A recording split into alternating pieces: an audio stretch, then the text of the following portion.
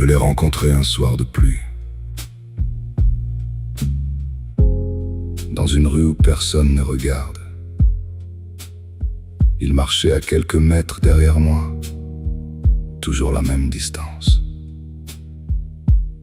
Jamais assez près pour parler, jamais assez loin pour disparaître. Je pensais qu'il me suivait, mais avec le temps j'ai compris qu'il connaissait déjà mon chemin. Il savait mes erreurs avant mes excuses, mes silences avant mes paroles, les portes que j'avais ouvertes et celles que j'avais laissées brûler derrière moi. On m'a demandé son nom, j'ai répondu que je ne savais pas. Mais il souriait quand je mentais et baissait les yeux quand je disais vrai. J'ai porté des costumes qui ne m'appartenaient pas,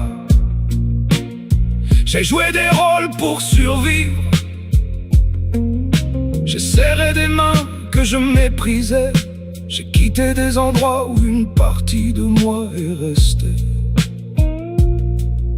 J'ai appris que les hommes dangereux ne sont pas toujours ceux qui crient.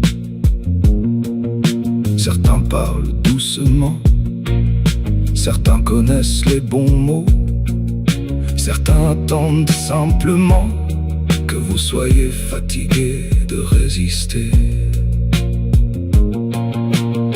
Cette nuit-là, je lui ai demandé: pourquoi tu me suis depuis si longtemps? Il a répondu: parce que tu es le seul endroit où je peux exister. J'ai compris alors que je n'avais jamais fui un ennemi. Je fuyais un témoin, quelqu'un qui avait tout vu, les victoires dont je me vantais, les défaites que je cachais, les blessures que je refusais de nommer. Je ne cherche plus à le tuer, je ne cherche plus à l'oublier. Je marche avec lui, pas comme un ami, pas comme un maître, comme une vérité silencieuse qui avance à côté de moi. Parce qu'un homme sans ombre n'est pas un homme libre. C'est un homme qui n'a jamais regardé derrière lui.